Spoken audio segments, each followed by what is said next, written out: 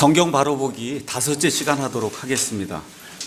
우리가 지난 4시간에 걸쳐서 성경을 어떻게 바르게 나누어서 하나님이 우리에게 주신 그 성경 말씀을 바르게 이해할 수 있을까, 여러 가지 이제 사례를 들면서 이제 말씀을 드렸습니다. 그래서 오늘 2시간 마저 하면서 성경을 이제 해석할 수 있는 몇 가지 사례들을 제가 여러분에게 말씀드리고, 그리고 다음 시간부터는 책을 보는 걸로 그렇게 하겠습니다. 여기 첫 번째 가서 보니까 성경 신자들은 문법적, 역사적, 신학적 해석을 취한다, 이렇게 이제 제목이 잡혀 있고, 문법적이라는 건 제가 여러분에게 이미 말씀드렸습니다. 문맥에 맞추어 문자 그들의 정상적인 의미를 이제 취하는 거다. 창세기 하루, 지금하고 똑같은 24시간의 하루, 계시록 20장에 천년 왕국의 천년 진짜 그들의 천년, 계시록 47장, 에스겔서 47장에 성전에서 나오는 물, 진짜 물, 그렇죠? 스가랴서 14장에 올리브산에 주님께서 발을 대시고 내려오신다. 진짜 올리브산에 내려오시는 거예요. 그 다음에 장막절을 이방인들도 지켜야 된다. 지켜야 되는 때가 천년왕국엔 있다. 이런 얘기를 그냥 문자 그대로 우리가 받아들이면 된다. 이렇게 말씀을 드렸습니다. 자, 그 다음에 이제 둘째는 역사적인 그러한 해석을 취한다. 역사적 해석을 취한다고 하는 것은 역사적으로 이 서신서나 아니면 모세 오경이 주어졌을 때 그 수신자는 누구고, 이 성경의 목적은 뭐고, 배경 등을 바르게 이해하고, 그리고 문맥에 맞게 이제 적용을 하는 겁니다. 자, 그러면 몇 가지 이제 말씀을 드리면 구약 성경을 한번 우리가 생각해 보겠어요. 구약 성경이 이 전체 성경의 한 3분의 2를 차지합니다. 그렇죠? 전체 성경 두께 이거의 한 3분의 2가 구약 성경이고 3분의 1이 신약 성경이에요. 또 기간으로 봐도 대략 구약이 한 4,000년, 지금 신약이 한 2,000년 됐으니까 어쨌든 기간적으로도 한 3분의 2, 그렇죠? 이렇게 지금 차지하고 있어요. 제가 오늘 여러분에게 말씀드릴 수 있는 것은 창세기 1장부터 시작해서 말라기 마지막 4장까지 나와 있는 그 말씀 중에서 교회라고 하는 걸 찾기는 거의 불가능하다. 저와 여러분 지금 교회 시대에 살죠? 맞습니까? 교회 시대에 살고 있어요. 그래서 이방인과 유대인이, 이방인 유대인 상관없이 예수님 안에 들어오면 그러면 교회에 속하는 거예요. 그래서 과거에 구약 시대에 우리가 가서 보시면 처음에 노아의 홍수가 생기기 전까지는 유대인이 없었어요. 유대인 다 이방 민족이에요. 민족. 이렇게 되면서 바벨탑 사건까지도 다 하나의 어떤 민족이에요. 어떤 다른 유대인이 없었어요. 그런데 바벨탑 사건 이후에 창세기 12장이 열리면서부터 하나님이 아브라함을 부르면서 이렇게 되면서 유대인이 시작이 돼요. 그러니까 구약 시대 전체 4,000년 중에 처음에 한 2,000년 동안은 이방인 유대인 구분이 없었던 겁니다. 그 다음에 아브라함부터 시작해서 말라기까지, 아니면 더 구체적으로는 우리 예수님 십자가에 달린 그 순간까지가 구약이에요. 그때는 누가 있었냐면 이방인과 그 다음에 유대인이 있었습니다. 그런데 십자가 사건 이후에 교회라고 하는 그와 같은 하나님의 기관이 생겨나면서 십자가 사건 이후에는 이방인도 있고 유대인도 있고, 그 다음에 이방인이든 유대인이든 상관없이 예수님 때문에 한 몸이 된 교회가 있다. 그렇죠? 그러니까 이 성경 말씀을 이렇게 보시면서 이게 누구에게 주어진 거냐 이거예요. 누구에게. 이 내용을 우리가 잘 판단해서 살펴봐야 이 말씀을 주신 그 목적을 분명하게 이제 이해할 수가 있다. 그래서 창세기 1장부터, 특히 창세기 12장부터 해서 말라기 맨 끝장까지 여러분 가서 보시면서 그 안에서 신약시대 어떤 교회를 찾으려고 그런다. 없습니다. 거의 없다. 뭐 없다고 얘기할 수는 없지만 거의 없다. 일단 그렇게 제가 이제 말씀을 드릴 수 있습니다. 에베소서에 있는 말씀 한번 잠깐 보겠습니다. 에베소서 2장 11절에서 13절 가서 보니까 사도 바울이 에베소 교회 성도들에게 과거의 이방인들이 어떤 상태였는가를 지금 이야기하고 있습니다. 2장 11절, 그러므로 기억하라. 너희는 지나간 때에 육체로는 이방인이요 손으로 육체에 행하는 할례를 받아 할례자라 불리는 자에 의해 무할례자들이라 불리던 자들이라. 그때 너희는 그리스도 밖에 있었고 이스라엘 연방국과 밖에 있던 외인들이며 약속의 언약들에서 분리된 자요, 낯선 자요, 세상에서 소망도 없고 하나님 밖에 있던 자들이었으나, 그러니까 구약시대에 이방인들은 거의가 다 하나님 밖에 있었다는 거예요. 구원 못 받았다는 겁니다. 쉽게 얘기하면. 그렇죠? 13절, 한때 멀리 떨어져 있던 너희가 이제는 그리스도 예수님 안에서 그리스도의 피로 가까워졌느니라. 이 말씀을 이제 하면서 3장으로 넘어가서 보니까 사도 바울이 또 뭐라고 이야기하느냐. 이런 까닭에 너희 이방인들 위해 예수 그리스도의 갇힌 자 된 나 바울이 말하노니 너희를 위해 내게 주신 하나님의 은혜의 경륜을 너희가 들었으리라. 쭉 얘기하면서 5절, 그분께서는 이제 자신의 거룩한 사도들과 대언자들에게, 신약 교회를 처음에 세운 사람들이 사도들과 대언자들이에요. 지금은 없습니다. 사도, 예수님을 본 사람들이에요. 그 다음에 대언자, 신약 초기에 성경 말씀이 없었기 때문에 하나님이 직통으로 계시를 주던 그런 시대가 있었어요. 성경이 AD 90년경에 완성이 되기 전까지는 대언자가 있었어요.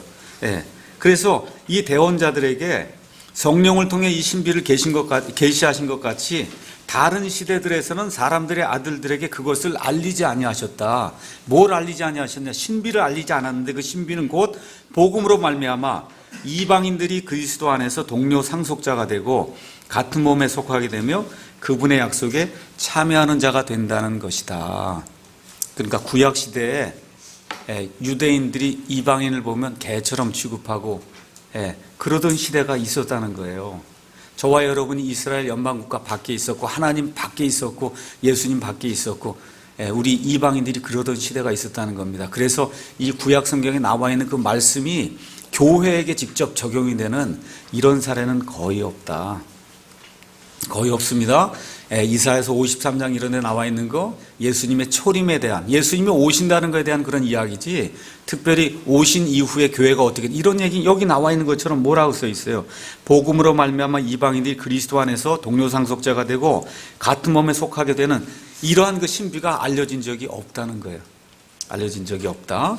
자, 그래서 구약 성경을 읽을 때 자꾸 이거를 신약 성경에, 신약 교회에다 뭐 이렇게 꿰서 맞추려고 하면 그러면 어려움이 많이 생긴다. 그러니까 한마디로 말씀드리면 구약 성경 읽으실 땐 거의가 대상자가 다 유대인이다. 그래서 유대인을 1차 수신자로 놓고 그리고 유대인들의 심정에서 그걸 읽으셔야 돼. 유대인들의 심정에서.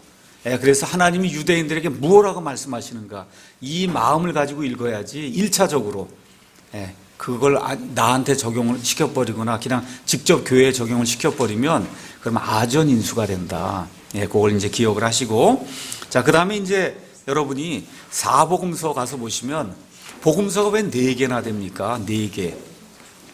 그 가운데 마태복음, 마가복음, 누가복음 우리가 공관복음이라 그래요. 같은 관점에서 봤다. 같은 관점에서. 요한복음은 완전히 달라요. 요한복음은 딱 읽어보시면 벌써 이건 복음서가 완전히 다르구나. 그렇죠?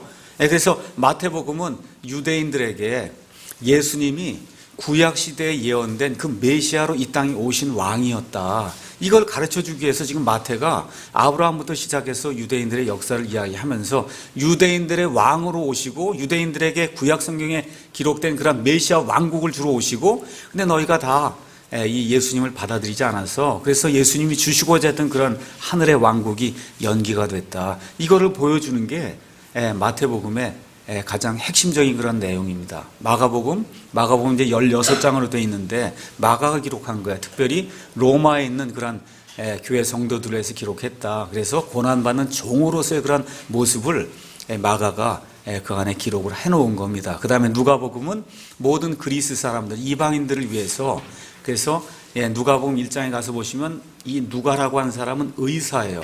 의사가 돼서 과학을 공부한 사람이기 때문에 예수님에 관한 모든 일을 질서 있게 순서대로 모든 걸 차근차근 해서 아주 매끈하게 연대기에 맞게 그렇게 기록을 해놓은 거예요. 이방인들을 위해서. 이 세 개는 서신서들이 기록이 되는 AD 60년에서 65년 뭐 이 시대에 이게 이제 기록이 된 겁니다.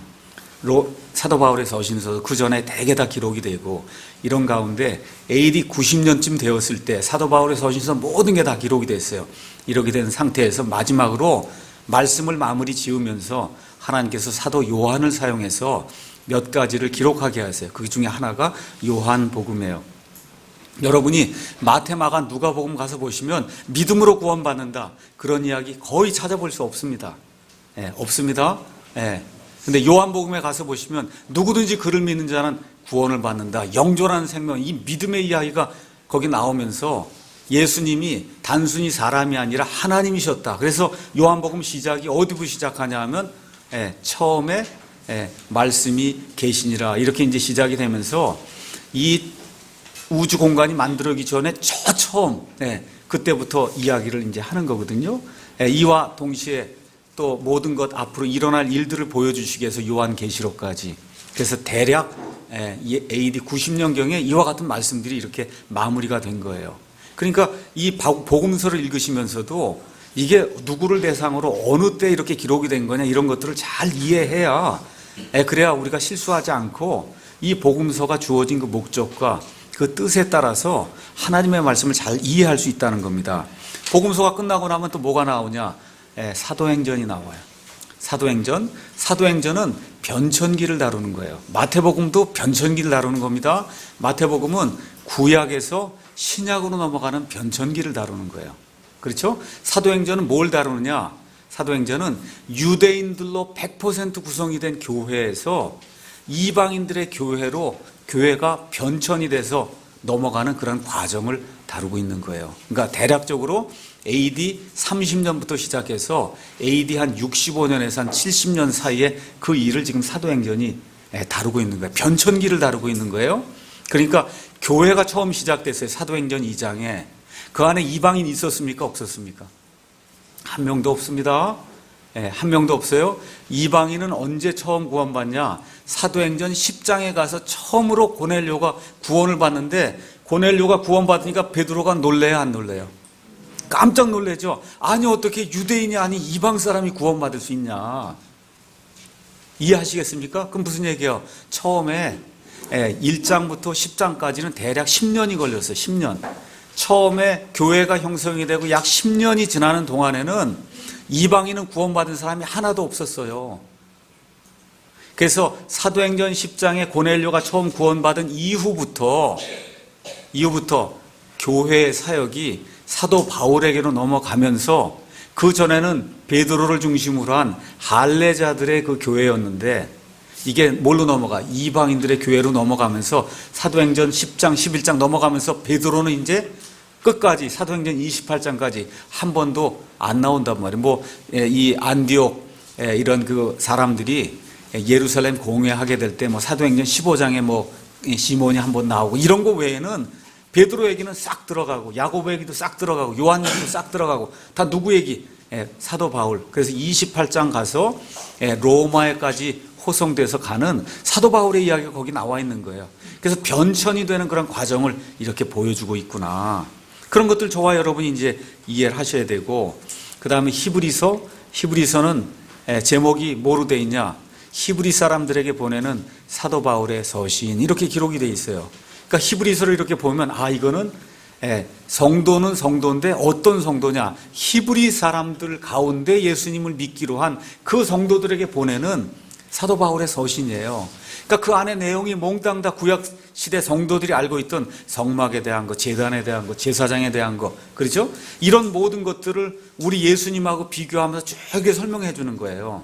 그러니까 1차적인 그 수신자, 그 대상이 히브리 사람들이다. 물론 교회에 속한 사람들입니다. 그 다음에 야고보서 1장 시작할 때 뭐라고 기록이 되어 있나 한번 가서 잠깐 보겠습니다.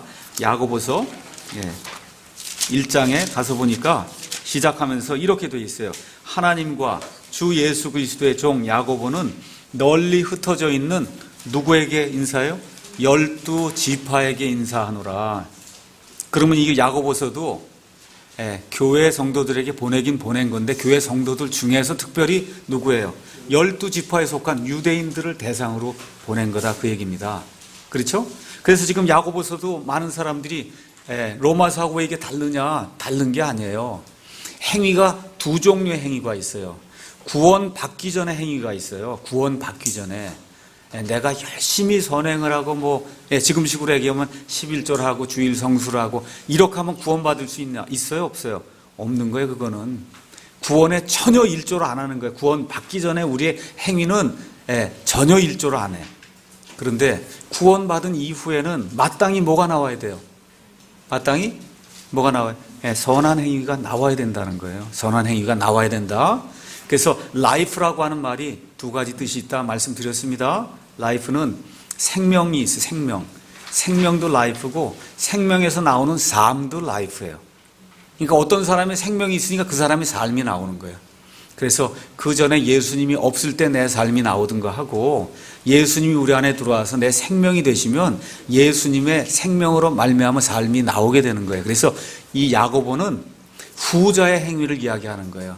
믿음이 있으면, 그래서 구원받았으면 반드시 구원받은 자로서 예수님의 생명이 있으면 반드시 예수님의 행위가 나와야 된다. 지금 이 행위를 얘기하는 거지 구원받을 때, 받기 전에 행위를 이야기하는 게 전혀 아니다.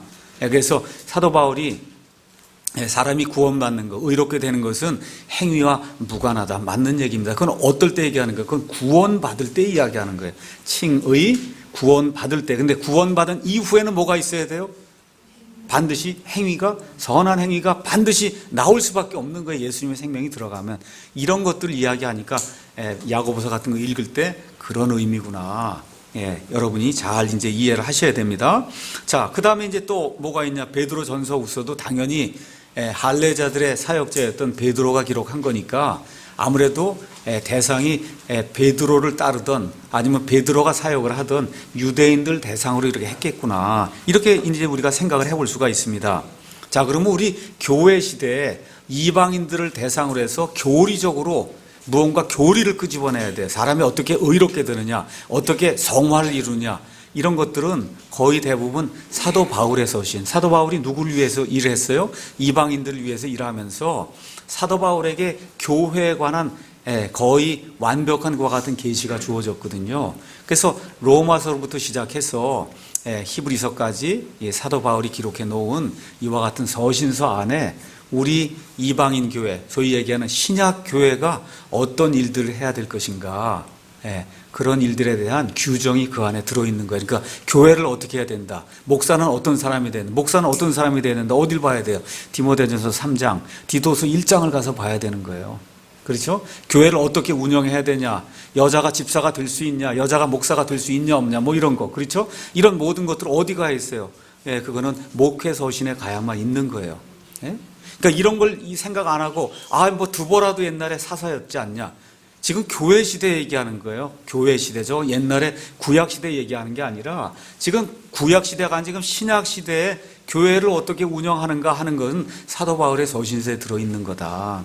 그래서 성경에 나와 있는 대로 뭐라고 기록되어 있어요? 목사, 감독은 한 아내의 남편이다. 그럼 어떻게? 남자만 되는 거예요. 집사, 한 아내의 남편이다. 그러니까 남자만 되는 거예요. 남자만.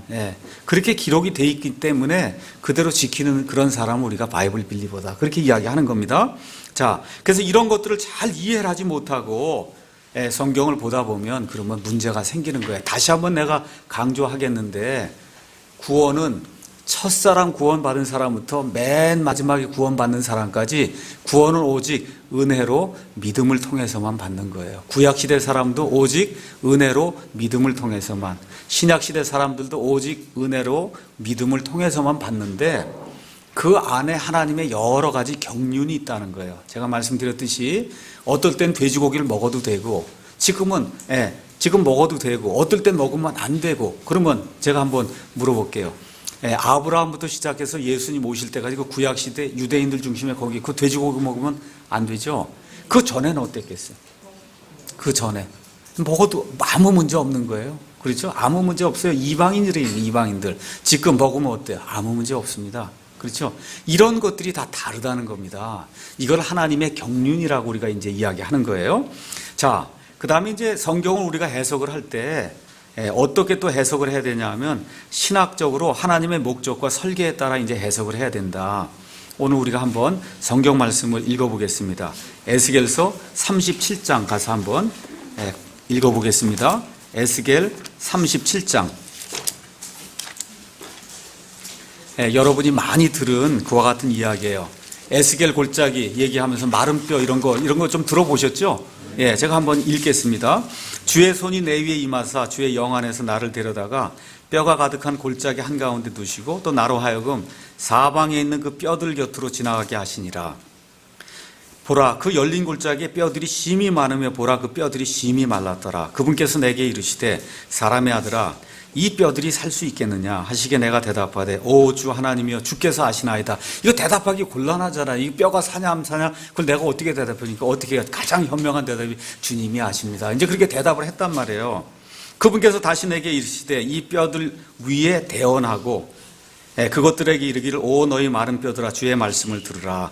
주 하나님이 이 뼈들에게 이같이 말하노라. 보라 내가 숨을 너희 속으로 들어가게 하리니 너희가 살리라. 내가 너희 위에 힘줄을 두고 너희 위에 살이 생기게 하며 뭐 쭉 이렇게 이제 얘기하면 7절에 내가 명령받은 대로 대언하니 내가 대언할 때 시끄러운 소리가 나며 보라 흔들림이 있고 그 뼈들이 함께 와서 뼈마다 자기 뼈에 이제 이르렀더라. 내가 또 보니 보라 힘줄과 살이 그 뼈들 위에 생기고 살까지 그것들을 덮었으나 그것들 속에 숨이 없더라. 숨은 없더라. 그때 그분께서 내게 이르시되 사람의 아들아 바람에게 대언하라. 바람에게 대언하여 이르기를 주 하나님이 이같이 말하노라. 오 숨아 내 바람으로부터 와서 네 개 바람 으로부터 그러니까 사방으로부터 오라는 거예요. 이 죽임당한 자들 위에 숨을 불어 그들이 살게 하라. 이에 내가 그분께서 명령하신 대로 대언하였더니 숨이 그들에게 들어가매 그들이 살아서 자기 발로 서는데 심히 큰 군대더라. 이 말씀 여러분 뭐 웬만큼 믿음 생활했으면 다 한 번씩 들어봤을 겁니다. 그렇죠? 그러면 전형적인 해석이 뭐냐? 우리가 다 옛날에 이렇게 여기 에스겔 골짜기 마른 뼈처럼 이게 아무것도 없이 뼈만 남은 그런 사람들이었다. 근데 지금 성령님의 바람이 이렇게 불어서 이렇게 성령님이 이렇게 들어오게 되니까 우리가 새로운 삶을 살게 되고 그래서 거듭난 그런 사람들이 됐다. 이렇게 하는 게 대부분의 해석이에요. 하나님이 바람을 불어라 하니까 그 바람이 성령님이고 그렇죠? 그래서 일어나서 예수 그리스도의 복음을 선포하는 큰 군대가 됐다 그러고 뭐 교회가 됐다 그러고 이렇게 하는 게 그게 전형적인 일반 교회에서의 해석이다. 근데 거기서 멈추면 안 돼요. 왜 그러냐? 신학적으로 그건 틀린 해석이에요. 신학적으로. 바로 그 다음까지 읽어야 되는 거예요. 11절. 그때 그분께서 내게 이르시되 사람의 아들아 이 뼈들은 누구예요? 이스라엘의 온 집이니라. 저와 여러분이 아니에요. 저와 여러분 이스라엘의 온 집이에요? 아니에요. 유대인이라 그 얘기예요. 이 뼈들은 유대인이다. 지금 하나님이 얘기해 주는 겁니다. 제가 말씀드렸잖아요. 구약 성경에 교회에 관한 건 거의 없다. 이스라엘의 온 집 그러면 이스라엘의 12지파다 그렇게 이해하시면 되는 이스라엘의 12지파라. 보라 그들이 이르기를 우리의 뼈들은 말랐고 우리의 소망은 없어졌으며 우리로 말하건대 우리 몸의 부분들은 끊어졌다 하느니라. 이제 다 말라 죽고 유대인들 하나도 안 남았다 그 얘기하는 거예요. 그러므로 그들에게 대언하여 이르기를 주 하나님이 이같이 말하노라. 보라 오 내 백성아 누구예요? 유대인, 이스라엘 백성, 그렇죠? 내가 너희 무덤들을 열고 너희로 하여금 너희 무덤들에서 나오게 하며 너희를 어디로 데리고 가요? 이스라엘 땅으로 데려가리라. 오 내 백성아 내가 너희 무덤들을 열고 너희를 너희 무덤들에서 데리고 올라올 때 내가 주인 줄을 너희가 알리라. 그래서 지금 이 약속의 말씀에 따라 이스라엘이 1948년도에 저기 가 있단 말이에요. 유대인들이 600만이 죽었어요. 그렇죠? 제2차 세계대전 때. 그 전에도 온 유럽을 떠돌아다니면서 가장 멸시받는 그런 족속으로 느부갓네살 왕 때부터 시작해서 지금까지 약 한 2500년 동안 이 세상에서 가장 멸시받는 그런 민족으로 남아서 말 그대로 소망이 없고 뼈만 남았다. 그런데 지금 하나님께서 에스겔서 36장, 7장, 8장, 9장 맨 마지막 때에 내가 너희를 다시 데려온다는 거예요. 어디로? 이스라엘 땅으로 지금 데려오겠다는 겁니다. 그렇게 얘기하면서 놀라운 말씀이 거기 또 나오는 거예요. 15절 주의 말씀이 다시 내게 임하니라. 16절 너 사람의 아들아 또 너는 막대기 하나를 가져다 그 이후에 유다와 그의 동료 이스라엘의 자손을 위하여라 쓰고 그 뒤에 다른 막대기 하나를 가져다 그 위에 에브라임의 막대기 요셉과 그의 동료 이스라엘의 온 집을 위하여라 쓰며 그것들을 서로 연결해 한 막대기가 되게 하라. 그것들이 내 손에서 하나가 되리라. 자, 다윗 다음 왕이 누구예요? 솔로몬. 솔로몬 다음에 왕국이 분열이 됐어요. 그렇죠? 왕국이 분열이 됩니다. 그래서 이스라엘에 12지파가 있어요. 12지파. 12지파 중에 제일 강한 지파가 유다 지파. 유다 지파가 누구? 여호수아가 유다 지파예요. 여호수아. 갈렙이 유다 지파예요. 그 다음에 여호수아 또 누구 한 사람이 있어요. 또 갈렙. 여호수아는 에브라임 지파예요. 에브라임 지파. 그래서 모세 이후에 이 12지파 중에 가장 강력한 힘을 가진 지파가 이 에브라임 지파하고 유다 지파예요. 그래서 나중에 왕국이 둘로 갈라져요. 그렇죠? 남왕국은 유다가 되고 북왕국은 이스라엘이 돼요. 그 남왕국 유다는 유다하고 베냐민이 한 나라가 된 거예요. 한 나라가. 그리고 저 위는 나머지 지파들이 합쳐서 그래서 한 나라가 되는데 거기에 제일 힘이 센 지파가 에브라임 지파예요. 그래서 둘이 계속 분열을 이루면서 오는데 맨 마지막 때 천년왕국이 이루어지기 전에는 어떻게 된다니까? 유다하고 에브라임, 다시 말해서 남왕국과 유다가 하나로 합쳐진다는 거예요. 지금. 그러면서 17절에 그것들을 서로 연결하여 한 막대기에 되게 하라. 그것들이 내 손에서 하나가 되리라. 이제 말씀을 다 한 다음에 하나님이 또 뭐라고 말씀해? 21절에 그들에게 이르기를 주 하나님이 이같이 말하노라. 보라, 내가 이스라엘 자손을 그들이 가서 함께 거하던 이교들 가운데서 취하고 사방에서 그들을 모아 그들의 땅으로 데려오리라. 그렇죠? 22절 가서 보면 그들이 다시는 두 왕국으로 나뉘지 아니하리라. 23절 이 말씀이 다 끝난 다음에 24절 놀라운 말씀이 있어요. 내 종 다윗이 그들을 다스리는 왕이 되리니 그들에게 한 목자가 있으리라. 이게 무슨 얘기예요? 다윗은 이미 죽은 지가 오래됐어요. 맞습니까?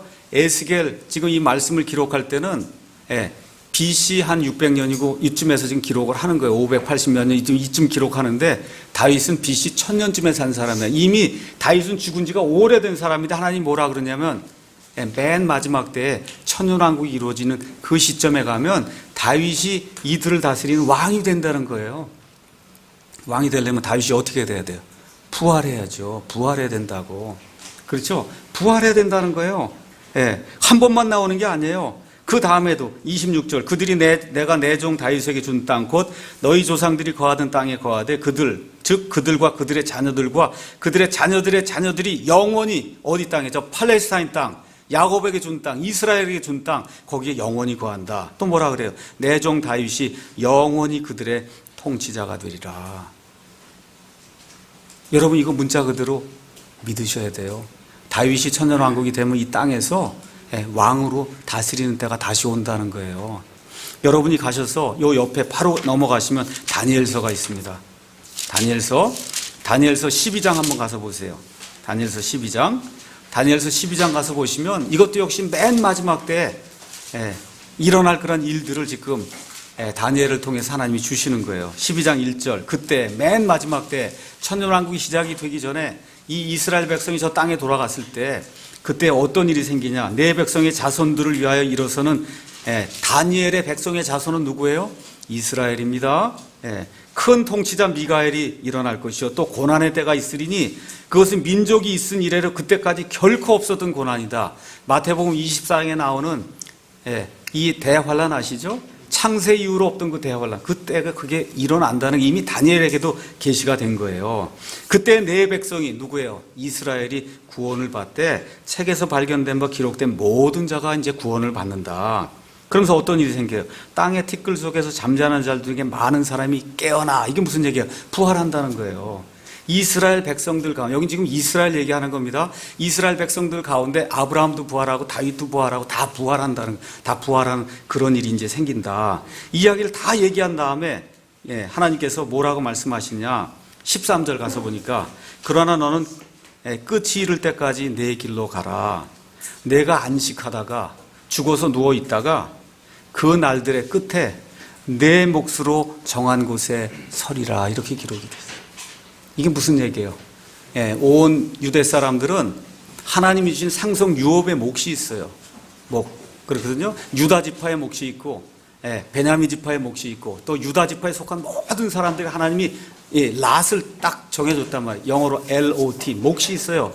그 몫에 다니엘이 가서 쓴다는 거예요. 그게 무슨 얘기예요? 다니엘이 부활한다는 거예요. 지금 그래서 여기 에스겔서, 여기 다니엘서, 그 다음에 스가랴, 그 다음에 이사야서 26장 이런 데 다 가서 보시면 이 구약시대 이 성도들이 부활하는 그런 때가 있다. 언제 이런 일들이 이루어지냐? 천년왕국이 세워지기 바로 전에 이런 일들이 일어난다는 겁니다. 예. 그래서 이런 그 에스겔서 말씀이나 이런 것들을 가만히 읽으시면서 여러분이 이 말씀이 무엇을 이야기하는구나. 이건 우리 교회에 관한 게 1차적으로는 아닙니다. 누구에게 얘기하는 거예요? 이스라엘 백성에 대한 예언의 말씀이에요. 저 예언의 말씀에 따라 1948년도에 이스라엘이 저 땅으로 지금 돌아가 있는 그런 상태고, 앞으로 어떤 일이 생기겠어요? 적그리스도와 그 주변에 있는 모든 민족들이 이스라엘 치려고 오게 될 때 창세 이후로 없던 그러한 대환란이 저 땅에 임하게 돼요. 이때 누가 또 내려오세요? 예수님이 내려오시면서 이 올리브산에 내려오시면서 땅에 강림하는 그와 같은 일이 생기고, 이때 이스라엘 백성이 주의 이름으로 오시는 이여 하고 이 메시아를 맞아들이는 그와 같은 일이 생긴다. 성경이 지금 그렇게 이야기하고 있는 겁니다. 그러니까 제가 이제 말씀드리려고 하는 건 뭐냐, 성경을 읽을 때 성경의 수신자가 누구고 이게 신학적으로 누구에게 주어진 거, 이걸 읽어야지 나하고 이거 뼈인데 성령이 들어오니까 이게 살아나는구나, 뭐 틀렸다고 얘기할 수는 없지만 1차적으로 하나님이 주신 거 그 뜻이 전혀 아니라는 겁니다.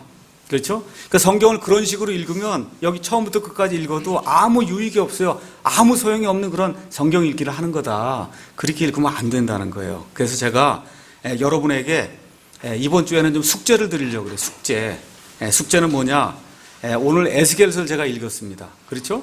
에스겔서를 읽었어요. 그래서 집에 가시거든 에스겔서 먼저 36장부터 시작을 해서 제가 한번 가서 보겠습니다. 36장 24절에서 28절. 내가 너희를 이교도들 가운데서 취하고 모든 나라에서 너희를 모아 너희 땅으로 데려가리라. 그때 내가 정결한 물을 너희 위에 뿌려 너희를 정결하게 하되, 다 누구예요? 유대인입니다. 그렇죠? 이런 때가 이제 생긴다 얘기를 하고, 37장에 마른 뼈 금방 얘기했습니다. 이스라엘 백성이다. 37장에 다윗 왕까지 다 이야기했어요. 자, 이게 끝나고 나서 뭐가 이제 생기는 거예요? 곡과 마곡이 힘을 합쳐서, 그래서 이스라엘 백성을 침공하는 그 일이 38장, 39장에 그 안에 기록이 되어 있는 거예요. 38장, 39장.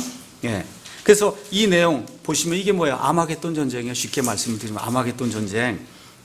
그래서 아마겟돈 전쟁 되면서 곡의 군대들이 멸망이 되면서 39장 가서 보면 17절에 주 하나님 이같이 말하노라. 사람의 아들아, 너는 깃털 가진 모든 날짐승과 들의 모든 짐승에게 이르기를 너희는 모여서 오라. 너희는 사방에서 모이되 내가 너희를 위하여 희생시키는 내 희생물 곧 이스라엘의 산들 위에 있는 큰 희생물에게로 모여 살을 먹으며 피를 마실지어다. 맨 마지막에 아마겟돈 전쟁이 일어나게, 이건 전쟁도 아니에요. 사실은 예수님이 위에서 내려오시면서 예수님의 그 영광의 광채를 싹 멸절시키면 끝나는 거거든요. 이렇게 될 때 날짐승들의 향연이 이제 이루어진다. 우리 계시록도 한번 가서 보세요. 계시록 19장. 동일한 말씀이 그 안에 이제 기록이 되어 있습니다. 계시록 19장 17절, 11절 가서 보시면 예수님이 하늘이 열릴 때 땅으로 내려오신 모습이 있어요. 내가 하늘이 열린 것을 보니 보라 흰말이라. 그 위에 타신 분은 신실하시니 참되시니라 불리더라. 그렇죠? 예수님이 이제 땅으로 내려오시는 거예요. 17절. 이렇게 되니까 이 아마겟돈에서 전쟁이 일어나는데, 내가 보니 한 천사가 해안에 서서 하늘 한가운데로 날아가는 모든 날짐승을 하여 큰 음성으로 외쳐 이르되, 너희는 와서 위대하신 하나님의 만찬에 함께 모여 왕들의 살과 대장들의 살과 용사들의 살과, 아시겠죠? 이걸 다 와서 먹으라고 지금 초청하는 그런 내용이 나와 있죠. 그래서 다 같은 거예요, 이게.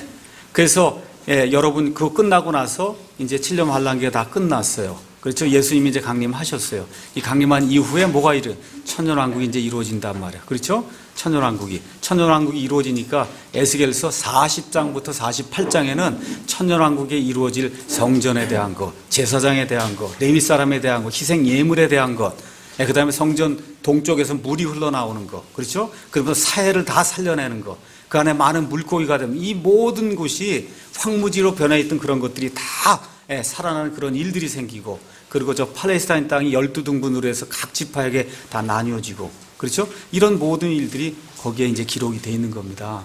그러니까 제가 이번 주에 여러분에게 한번 가셔서 제가 말씀을 드린 대로 에스겔서 36장부터 48장이 정말 그러한가, 여러분이 한번 가서 읽어보고 오시라는 거예요. 다음 주 오실 때는.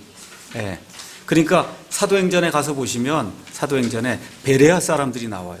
베레아 사람들. 그래서 데살로니가에서 많은 핍박을 받고 사도 바울이 베레아로 도망갔어요. 그 베레아 가서 말씀을 전했더니 거기 뭐라고 써있냐. 이 베레아 사람들은 데살로니가 사람들보다 개역성경표에 더 신사적이다. 신사적이 아니에요. 더 고귀하여. 노블. 아시죠? 너블하다. 더 고귀하여. 사도 바울이 전한 말이 성경에 있는지 없는지 성경 기록들을 다 찾아봤다는 거예요. 제가 말씀드리는 게 성경에 정말 그렇게 돼 있는지 아닌지 여러분이 살펴보셔야 돼요.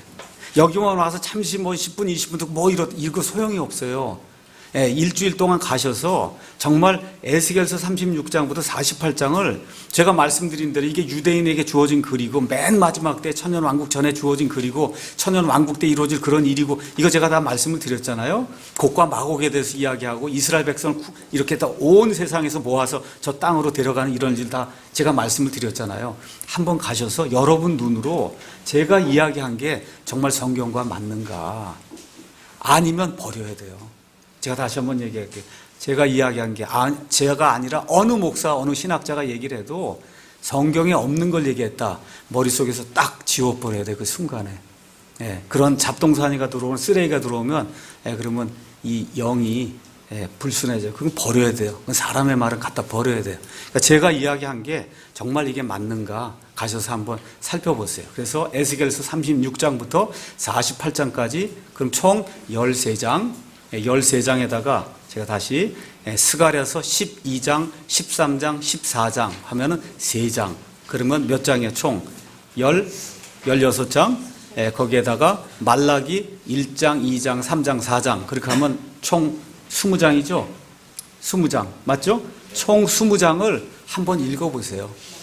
그러니까 맨 마지막 때 이루어질 그런 일들이 어떻게 되는가. 그럼 하루에 3장 정도 있는 거니까 한번 쭉 읽어보시면 이게 전체적으로 하나가 인테그레이션이 하나가 쫙 이렇게 집합으로 이렇게 모이면서 이게 이 얘기를 하는 거구나. 지금 이 정도 몇 시간을 얘기했으면 충분히 여러분 가지고 있는 그러한 그 언더스탠딩, 이 명철을 가지고 충분히 이해할 수 있다. 그리고 이해가 안 되는 그런 부분이 있으면 저한테 다음 시간에 와서 이 부분이 좀 이해가 잘 안 된다 그러면 제가 아는 만큼 여러분에게 설명을 해드릴 수가 있습니다. 이해하시겠죠? 그러면 20장 읽고 오는 거예요? 에스겔 36에서 48, 그 다음에 말라기 1에서 4, 그 다음에 스가랴 12, 13, 14. 내가 조금 더 해야 되겠다 그러면 요엘 1장, 2장, 3장까지 읽으면 그럼 아주 퍼펙트. 알겠죠? 뭐 별것도 아니에요. 그거 뭐 별거 아니잖아, 그게. 못하겠다 하는 사람은 물구나무 쓰면 돼요, 지금. 나는 도저히 못하겠다, 그러면 물구나무. 있어요, 없어요? 있어요, 없어요? 다 하는 겁니다. 나는 학교에서 이거 가르치고 이제 교수 생활 하면서 이렇게 하면 그 다음 주에 반드시 물어봐야 다 일일이 다 했냐, 안 했냐. 알겠죠? 그러니까 그냥 아무 생각 없이 예스 그러면 안 돼. 못할 것 같으면 지금 물구나무 쓰라고. 할 것 같으면 하시고 하는 거예요.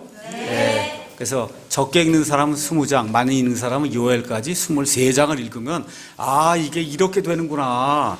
맨 마지막 때 이스라엘이 이렇게 되는 거구나. 충분히 이해할 수가 있습니다. 자, 그러면 성경을 우리 삶에 이제 적용을 해야 될 거 아니에요. 읽은 다음에 적용이 없으면 아무 소용이 없는 거잖아요. 그렇죠? 그래서 성경 안에 있는 구절들을 우리 삶에 적용을 해야 된다. 적용해도 3가지 적용이 있는 거예요. 역사적인 적용. 이것은 어떤 사건이 언제 어디서 어떻게 일어났느냐. 그거 기본 지식이 없으면 그래서 주일학교를 하는 거예요. 요 조그만 아이 때부터 시작해서 다니엘 얘기도 해주고 출애굽 이야기도 해주고 자꾸 이야기를 해줘야 나중에 목사가 이 자리에 서서 뭐 다니엘의 71회에 대해서 뭐 이야기를 하면 알아들을 수 있단 말이에요. 그렇죠? 그러니까 일단 가장 중요한 건 역사적으로 이게 언제 어느 때 어디서 일어났느냐. 이거를 정확하게 우리가 이해를 해야 되는 겁니다. 둘째는 교리적으로 이거를 적용을 해야 돼요. 성경 속의 모든 구절들은 어떤 특정한 사람을 향해 어떤 특정한 이유로 어떤 특정한 진리를 가르치기 위해서 그래서 기록이 된 겁니다. 그 교리가 이 구약시대의 교리냐 아니면 신약시대의 교리냐, 그 성경 읽어보시면 알죠. 구약에 관한 거냐 신약에 관한 거냐, 이런 것들 저와 여러분이 잘 판별을 해서 그래서 교리적인 그런 적용을 이제 해야 되는 겁니다. 맨 마지막으로 다 읽었어요.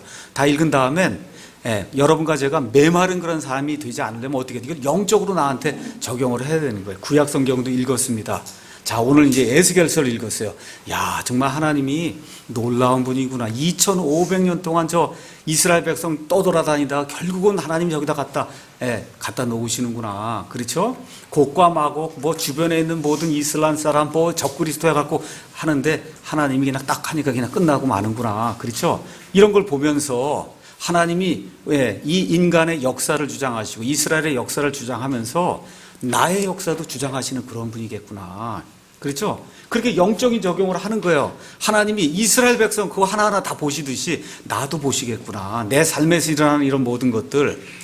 그래서 로마서 8장 28절에 있는 것처럼 하나님의 목적에 따라 부르심을 받은 자들에게는 모든 것이 합력하여 선을 이룬다. 그렇죠? 이런 말씀이 내 삶에서 이런 것들 읽으면서 어떻게 이렇게 적용이 될 것인가.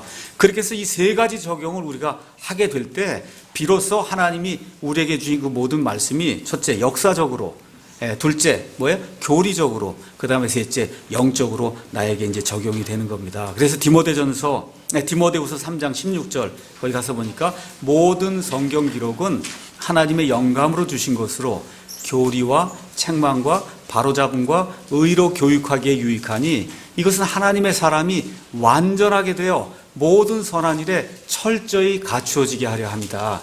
이 말씀이 성경을 읽는 가운데 우리를 통해서 이루어지는 거예요. 그래서 이걸 요약을 하면 우리 성도들에게는 창세기 1장부터 요한계시록 22장까지의 모든 단어들이 절대적으로 필요한 거예요. 절대적으로 필요하다. 예수님 말씀에 따라서 사람이 빵으로만 살 것이 아니요 하나님의 입에서 나오는 모든 단어로 산다고 얘기했기 때문에, 모든 말씀으로 산다고 했기 때문에 창세기 1장부터 계시록 22장까지의 모든 단어가 우리에게 필요하다. 그런데 그 안에 모든 말씀들이 지금 신약시대 우리 모두에게 다 적용되는 교리는 아니라는 거예요. 여러분 그걸 잘 이해하셔야 됩니다. 돼지고기 얘기 제가 아까 얘기했듯이 돼지고기 지금 먹어도 아무 문제가 없는 게 왜 그래요? 그거는 이스라엘 백성에게 하면 적용이 되는 율법의 규정이지 지금 신약시대에는 이미 그걸 뛰어넘었어요. 십자가 사건 이후에는. 그렇죠? 그래서 이런 내용들을 보시면서 로마서 15장 4절에 보니까 무엇이든지 전에 기록된 것은 우리의 배움을 위해 기록되었으니 이것은 우리가 성경 기록들이 주는 인내와 위로를 통해 소망을 가지게 하려 합니다. 창세기 1장부터 요한계시록 22장 나와 있는 모든 말씀이 우리의 배움을 위해서 기록된 거예요. 이렇게 돼서 우리가 성경 기록들이 주는 인내와 그렇죠 위로를 통해 소망을 가지게 하려 합니다. 교리가 아니에요. 창세기 1장부터 이 맨 끝이 다 우리를 위한 교리는 아니에요. 근데 뭐예요? 우리에게 소망이 되고 인내가 되고 격려를 주는 그런 말씀이다. 그러니까 이런 것들을 잘 구분해서 저와 여러분이 성경을 봐야 됩니다. 즉 결론적으로 성경 안에서 주어진 그 시대를 잘 분별하고 주어진 대상을 잘 분별해서 진리의 말씀을 바르게 나누게 될 때, 그때 여러분도 편지 읽을 때 그렇잖아요. A가 B에게 보낸 편지냐 A가 C에게 보낸 편지냐 이거에 따라 다 읽으면 내용이 다르잖아요. 그거 다 여러분 분별하시죠? 똑같아요. 성경도 그렇게 분별하면서 동시에 어떻게 전체를 인테그레이션, 전체를 통합적으로 보는 거예요. 통합적으로. 그래서 사도 바울이 사도행전 20장 가서 보시면 에베소의 교회에 있는 모든 장로들을 다 불렀습니다. 모든 감독들을 다 불렀어요. 그리고 사도 바울이 에베소에서 오랜 시간 동안 복음 사역을 하면서 내가 너희에게 가르친 것들을 그거를 기억해 봐라. 그러면서 뭐라고 얘기하냐? 나는 너희 피에 대해서 무죄하다. 그러고 얘기하면서 뭐라고? 내가 하나님의 모든 계획을 너희에게 다 얘기해 줬다는 거예요. 하나님의 모든 계획을 창세기부터 시작해서 지금식으로 얘기하면 요한계시록에 있는 것까지 목사가 되면 하나님의 모든 계획을 다 가르쳐 줬기 때문에 너희 피에 대해서 나중에 하나님 나를 심판해도 하나님 저는 다 가르쳤습니다. 다 알려줬습니다. 하고 안 한 건 이 사람들 책임이지 저는 다 알려줬습니다. 그렇죠? 그렇게 모든 것들을 이렇게 다 알려주면 어떻게 이게 통합적으로 나오는 거예요. 통합적으로 창세기 창조부터 시작해서 예수님의 나중에 재림이 이루어지면서 새하늘과 새 땅이 이루어지는 것. 그러니까 이 창조가 이루어지기 전에 여기 영원전 어떤 과거가 있잖아요. 그렇죠? 우리가 알 수 없는 그런 디멘션에 여기부터 시작해서 시간이 이제 들어왔어요. 시간이 끝나면 앞으로 다가오는 영혼이 있단 말이에요. 그렇죠? 성경을 창세기부터 계시록까지 읽게 되면 그 스펙트럼이 쫙 통합적으로 들어와야 돼, 나한테. 아시겠죠? 그 스펙트럼이 나한테 들어와서 하나님이 이런 말씀을 하시는구나. 이 성경을 통해서. 이렇게 되면 이 말씀이 닫혀진 그런 책이 아니고 열린 책으로 우리에게 다가온단 말이에요. 그 열린 책으로 다가오게 되면 엠마오 도상의 그 두 제자처럼 우리 주님께서 성경들을 기록들을 열어주실 때 우리 속에서 마음이 뜨겁지 아니하더냐. 그렇죠? 이 성경이 저와 여러분을 살리는 책이에요. 이 성경이 저와 여러분의 구원을 주는 책이에요. 이 성경이 저와 여러분을 거룩한 존재로 만들어주는 책이에요. 오직 이 성경만이 그와 같은 일을 할 수가 있습니다. 확신을 가지셔야 돼요. 그래서 이 성경 말씀이 우리를 변화시켜서 하나님을 기쁘게 하는 그러한 거룩한 그릇이 되게 할 수 있는 유일한 책이다. 이런 목적을 가지고 성경을 공부해야 된다. 첫 시간 이렇게 마치겠습니다.